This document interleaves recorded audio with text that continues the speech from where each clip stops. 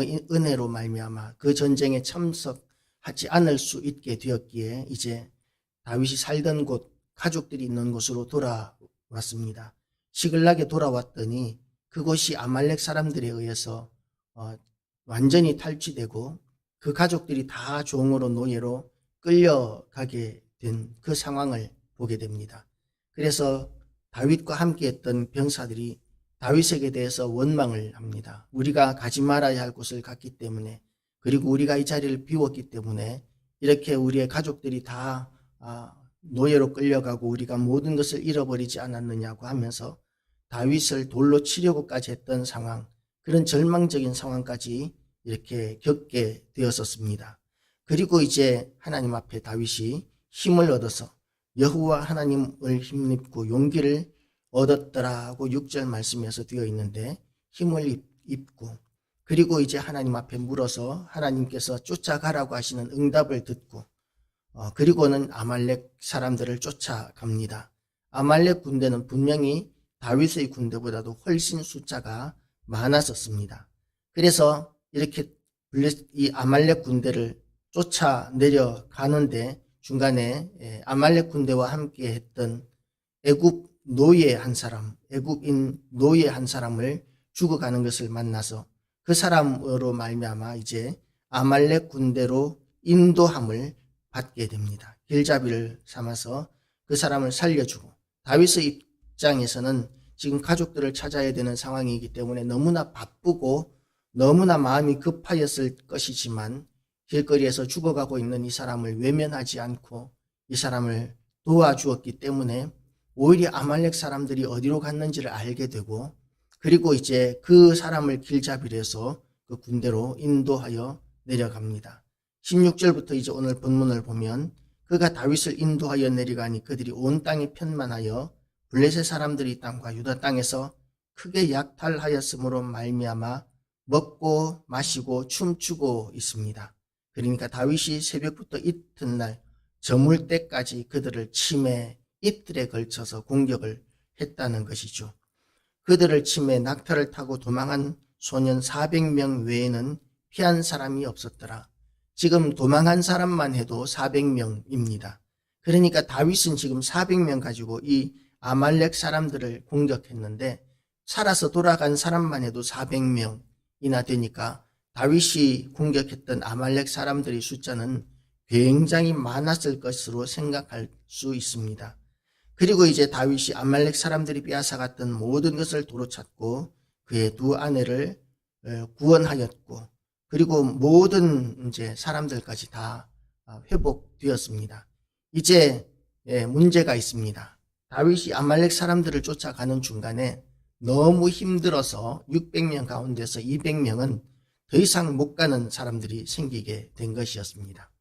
그러니까 이제 다윗이 이 600명이 소유하고 있던 모든 소유물과 또 200명, 더 이상 쫓아오지 못하는 그 200명을 이제 남겨놓고 400명만 가지고 아말렉 사람들을 쫓았던 것이죠.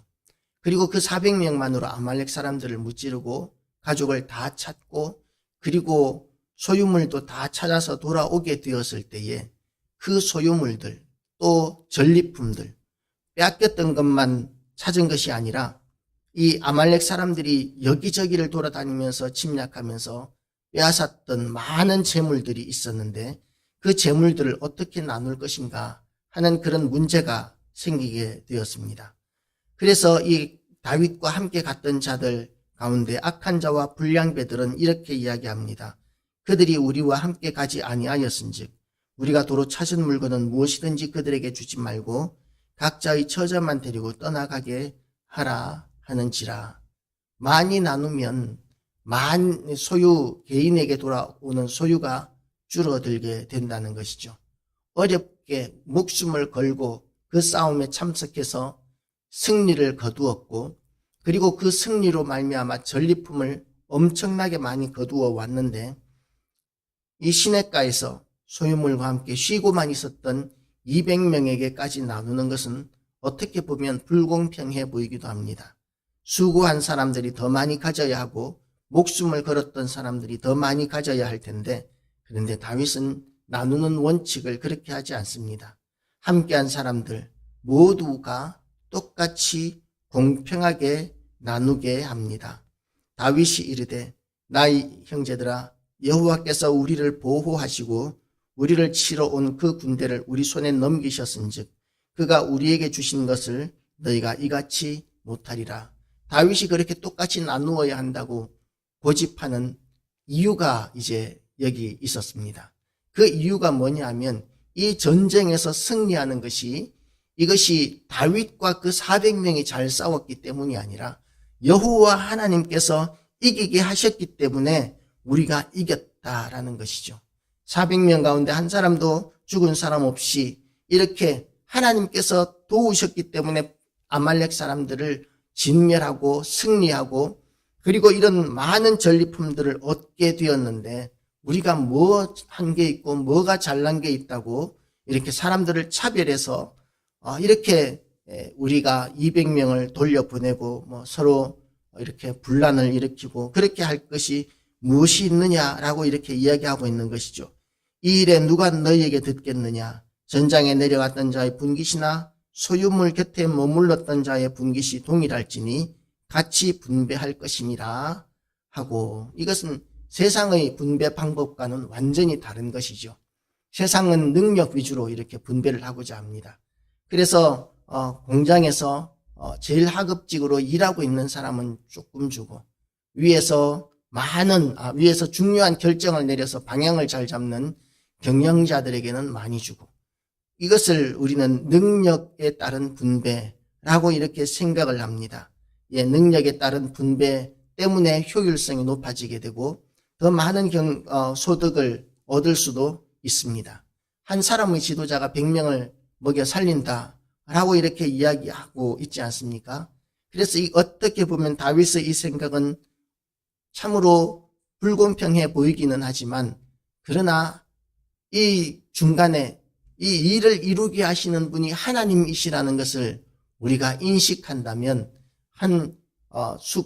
중요한 결정을 내렸던 경영자들에게 너무 많은 소득이 가게 한다거나 또는 생존할 정도의 수준도 안 되는 너무나 작은 비용만 생산자들에게 이렇게 말단직들에게 주는 것, 이것도 하나님께서 원하시는 기뻐하시는 공평한 분배라고는 이렇게 보기가 어려울 것입니다.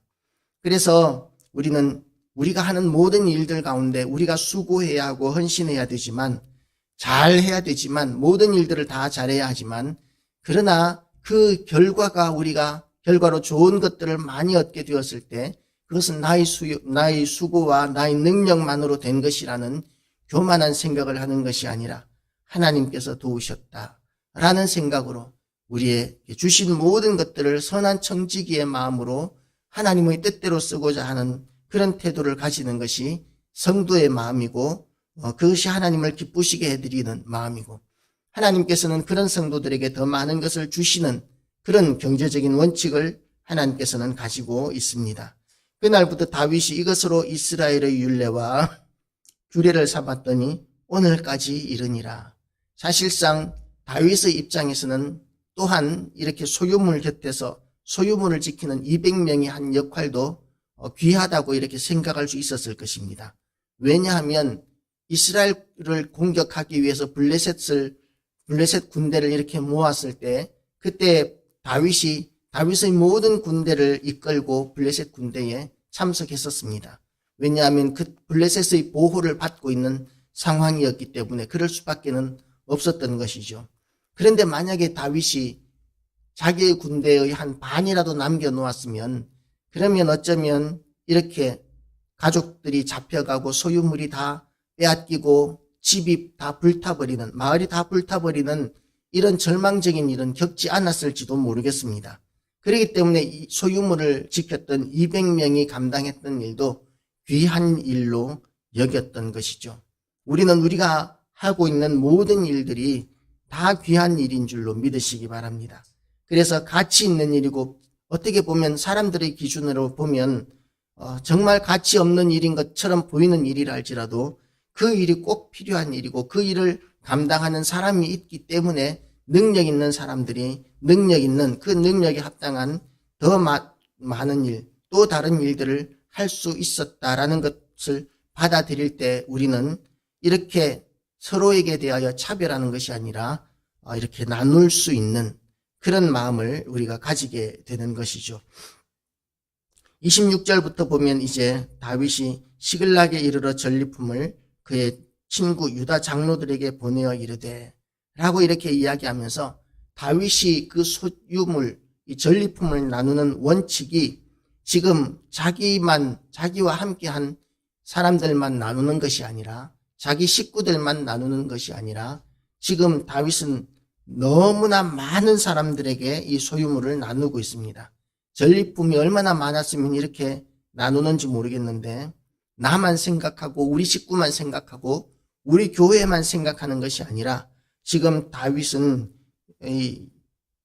여호와의 원수에게서 탈취한 것을 너희에게 선사하노라 하고 베델에 있는 자와 남방 라못에 있는 자와 얏딜에 있는 자와 아로엘에 있는 자와 신못에 있는 자와 에스드모아에 있는 자와 라갈에 있는 자와 여라무엘 사람의 성읍들에 있는 자와 겐 사람의 성읍들에 있는 자와 홀마에 있는 자와 고라산에 있는 자와 아닥에 있는 자와 헤브론에 있는 자에게 라고 이렇게 이야기하면서 다윗이 알고 있는 다윗과 인연을 맺었던 너무나 많은 사람들에게 이런 전리품을 나누고 있는 것이죠.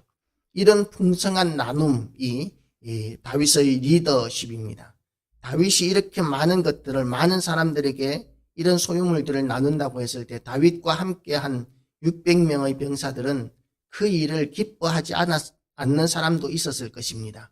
우리가 싸워서 우리가 정말 죽을 고비를 넘겨서 이런 열매를 얻었는데 결과를 얻었는데 아무것도 알지 못하는 사람들에게까지 우리한테 아무런 은혜를 끼치지도 않은 사람들에게까지 왜 이것들을 나누어 주느냐라고 이렇게 생각할 수도 있겠지만 다윗은 이것이 왕으로서의 리더십이었던 것이죠.